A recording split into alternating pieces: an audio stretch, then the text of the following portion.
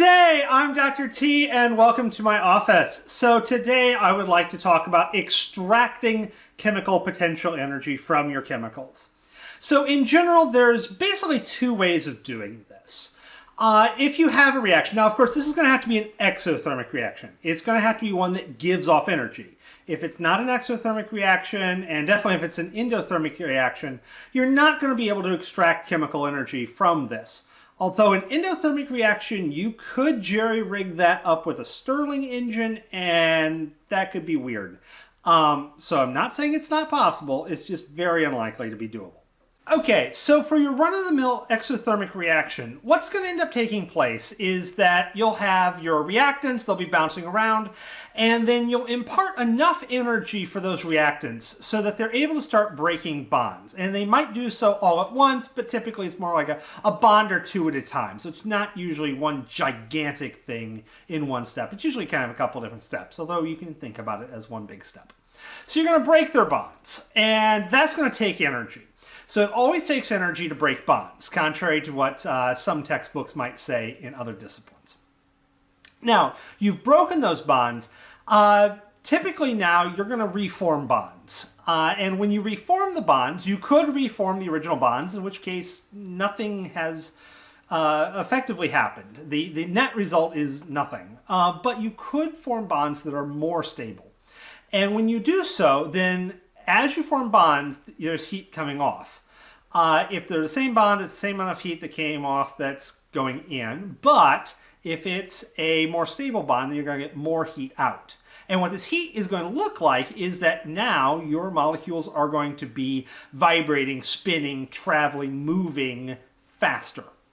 So now you have a heat source, and you can stick this into whatever heat engine you would like and get out your energy in that fashion. So you can take your heat from your chemical reaction and turn that into work. If your chemical reaction goes from a solid or liquid to a gas phase, hey, that makes life a lot easier for your heat engine because now it's going to take up a lot more space. So it's really nice to make your nice heat engine with this case. This is how an internal combustion engine works. You have chemical reaction, the heat, and the fact that you've got a gas is going to expand, pushes down a piston, and your car goes forward. But you have another option, depending on the type of chemical reaction you have. If it's a redox reaction, remember redox reactions are where electrons move. In that case, if you would like to get your energy out, you can do something rather quirky. You can allow the redox reaction to take place, but you can arrange it so that the electrons have to travel to where they end up needing to be, but they have to take a more circuitous route.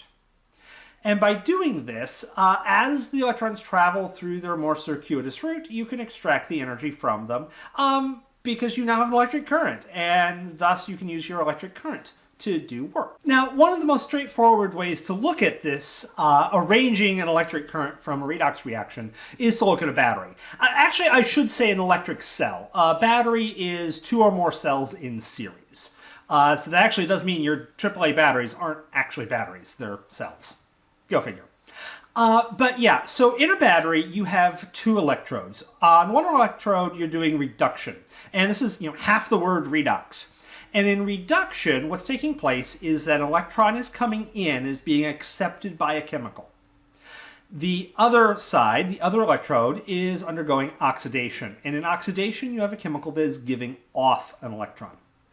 So in a battery, on one side, you've got your oxidation. And so you got your chemical, it's oxidizing, it's giving off an electron, and that electron is going into an electrode. Now, electrons are negatively charged, so as you remove negatively charged parts, aka the electrons, you're going to start building up a positive charge on the side. And I will get back to that because that's going to have to be dealt with.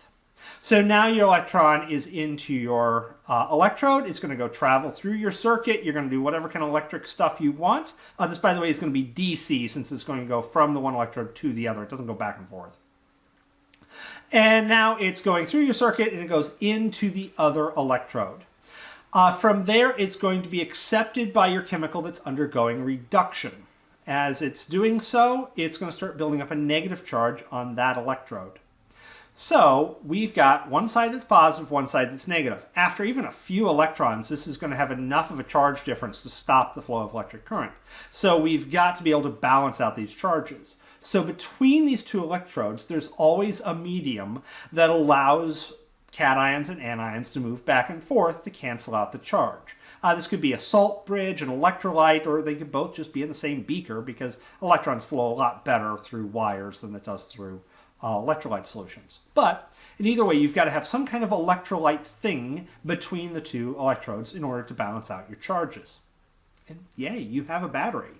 Really what you're looking at when you have a battery is two different chemicals, typically metals, but not always, that have different affinities for electrons. So one is giving it up and sending in the other one.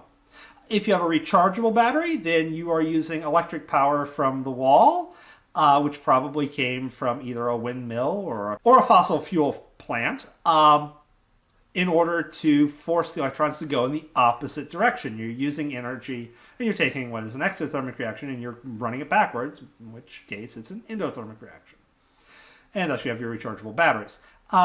The chemicals don't always go back in the right spots. That's why your rechargeable batteries don't have infinite lives. You know, you decharge them, recharge them, and, you know, the electrodes don't quite come back to the way they were, and thus they wear out. If you're looking at something like a fuel cell, it's basically the same thing as a battery, except for the chemical reactions are somewhat different. So you might be doing hydrogen and oxygen or methane and oxygen, and you're doing a little bit more of an interesting approach to get those electrons to go through their circuitous route, but it's still the basic same concept. And actually, if you look at your cells, it's the same story. Your cells will split off electrons from your food and then make them do a circuitous route through your mitochondria and dump them onto oxygen. And yeah, that's how your cells get most of the energy that they need, is by making electrons do weird things through the mitochondria. So with that said, have a wonderful day.